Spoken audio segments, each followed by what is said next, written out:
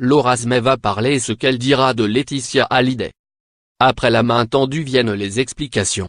Emmanuel Ravanac, l'avocat de Laura Smet, a passé la journée du lundi 16 avril 2018 à défendre sa cliente sur les plateaux de télévision et de radio. Dans la matinée sur RTL, il exprimait le désir de Laura Smet et de David Hallyday de rétablir le dialogue avec Laetitia et même de trouver un accord avant le 15 juin, qui aurait été le 75e anniversaire de Johnny Hallyday.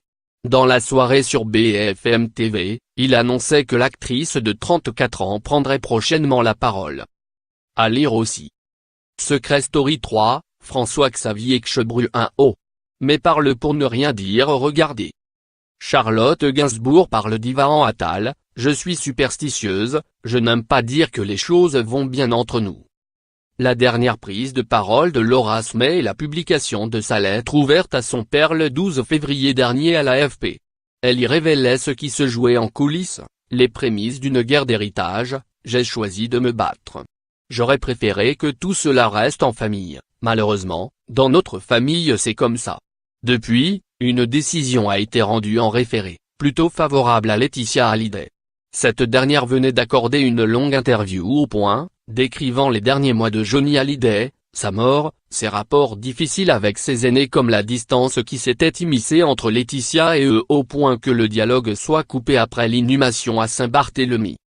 Lundi soir sur BFM TV, Emmanuel Ravanac ne manquait pas encore de souffle pour Laura Smet.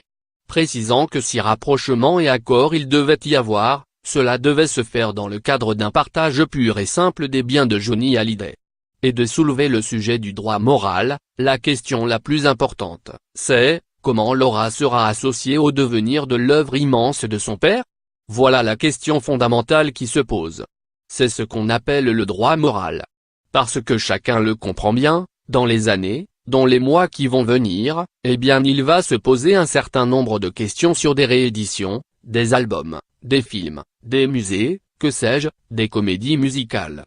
Et là, devront se prendre un certain nombre de décisions et, nous, ce que nous disons, c'est que ces décisions devront être prises par l'ensemble des héritiers, y compris et j'insiste, par Jade et par Joy dès qu'elles auront atteint leur majorité pour qu'elles puissent participer à ces décisions capitales. Quand on est une artiste comme Laura, quand on l'est de tout son cœur, de toute son âme, ce reniement est une infinie souffrance.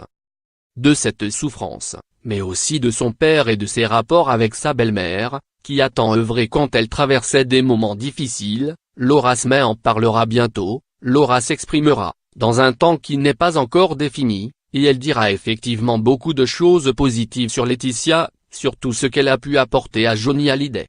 Effectivement, assure Ravanac. Et nous savons bien que dans ces histoires, il n'y a pas le blanc d'un côté, le noir de l'autre, que les choses sont plus complexes. Pour l'heure, le pas en avant de Laura Smet et David Hallyday n'est qu'un effet d'annonce.